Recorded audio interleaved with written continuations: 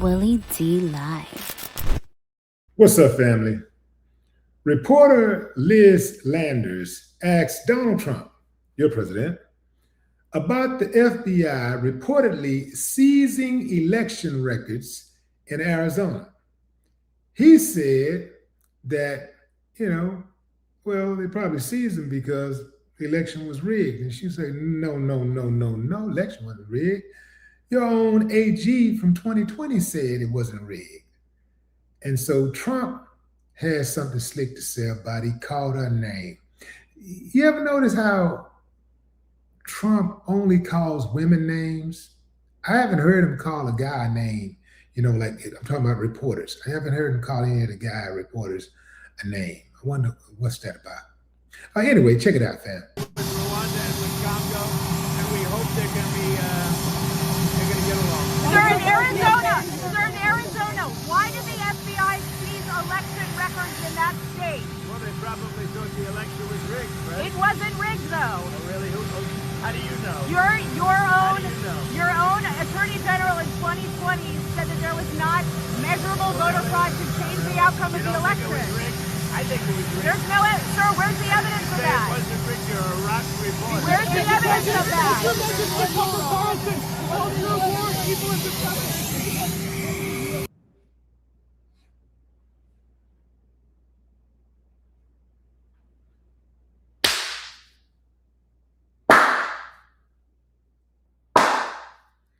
I ain't got no problem with that, Liz. Excellent reporting. Stay on his neck. See, a lot of these reporters are cowards. They ask him a question, and then he say something slick, he get annoyed, and then they just move on. The reporters should band together, and every single time he refused to ask a question, they should always follow up. If he tries to move on to the next reporter should stand on code and ask the same question until they get an actual answer. They do way too much softballing with this dude. And he used to complain about how the media used to handle Barack Obama with kids' gloves. Family, this dude actually throws the media out. He actually bans media. But he complained about the media being too nice to Barack Obama, too accommodating to Barack Obama. But the media is so accommodating to him, they're scared to ask him a question. They're actually scared to ask questions because they're afraid they're not going to get invited to the cookout. Yeah, fam. It's absolutely amazing how the voting systems worked perfectly for 44 presidents. And then he came along. And all of a sudden, it's a problem. Ain't that something? Of course, they had the good old suppression from back in the day, voter suppression from back in the day, when they would, suppress women from voting and then Black people from voting, how they used to do. And they still do. But anyway, moving on. These antics of Donald Trump, he called this woman a rotten reporter because she asked a very good question. He should have said, that's a good question. You know what? You got me. I'll get back with you. But instead, he hurls an insult because he can't take the pressure. See, this is how it go, fam. The truth don't mind being questioned. A lie does not like being challenged. So that's all that is. That's all it is. When it's the truth, when you got the truth on your side, you be ready for it. Yeah, come on in, because the truth. You ever notice how when you know you got the truth on your side, and you about to tell somebody the truth, how confident you are? The truth just kind of like, yeah. But the lie, you're wiggling, you're agitated. You're uncomfortable. The lie makes you uncomfortable because you're being challenged. You see? So Trump don't like being challenged because his lies will get exposed. So that's his issue with these reporters. That's his issue with the reporters. I wanted you guys to check out something. These are Trump's attacks on women. These are Trump's attacks on women. I want you to check this out, fam, because this is very telling. And this is why women are having such a hard time in this administration. So don't get fooled by the women who work for him.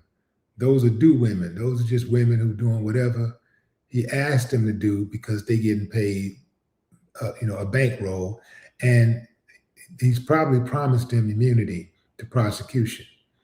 But check this out. On November 14th, he told one reporter, "Quiet, piggy." On the 18th of November, he called another reporter, these are all female reporters, insubordinate. On the 26th, he called a reporter ugly. On the 27th, he told another reporter, female reporter, "Are you stupid?" On December 6th, he told another reporter that she was stupid and nasty. On December 8th, he told a reporter that she was obnoxious and terrible. These are all insults aimed at women. So, I don't know if these women voted for him, but I can tell you this. A number of women did vote for him, even though they knew Trump did not respect women. See, we knew he didn't respect women when we heard that video, that audio tape of him that leaked, where he was talking to one of his buddies, talking about grabbing him by the PUSS. Remember that? He said, "This is the president." This is before he became president. You gotta understand what's happening here, fam. They heard him say, "I grab him by the without their permission." They heard a guy say, "I sexually assault women." And they still voted for him to become president of the United States of America. This is not just a slight on women, but men too. If you claim to love women and you respect women, you're not supposed to rock with that dude. All of the so-called macho stuff aside, whatever it is, you just got to say, "You know what, man? Anybody but that dude." You can't have it both ways. You got to get off the fence. You can't say I love women and at the same time support people who harm women. You can't do both. You got to do one or the other. But women, it's even harder to explain why they would support someone. Why would they vote against their own interest? And what it told me is that a number of women still believe in white supremacy more than they believe in anything. They love white supremacy more than they love oxygen. And that's why a lot of them voted for him, because they thought that he would keep hope alive for them. That's what that was about. You can't tell me no different. You can't tell me no different. And look at what we got. Look at what we have been stuck with. The worst of the absolute worst. The lies.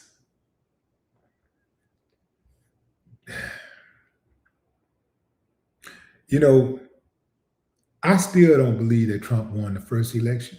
I think it was rigged with Russia interference. And I think the second election was rigged with South African interference. South African interference by way of Elon Musk. Yeah. I don't believe that there's over 80 million slowpokes in the United States. I know it's a lot of them. I know the United States got a lot, man. It's a lot. It's millions. Now it is millions. But I don't believe 80-something million people voted for Trump. the first time or the second time. If you look at Trump's Truth Social account, you know, these are where his hardcore fans go. This is where these people go. He only has like, I think 11 million, 12 million followers. Those people are a cult. They buy everything he sells. They believe everything he says. They approve of everything that he does. If he had 80 million voters, I think at least half of them would be following him on his Truth Social network.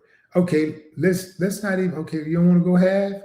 How about at least, 30% of them? He can't even get 30% of that 80 million.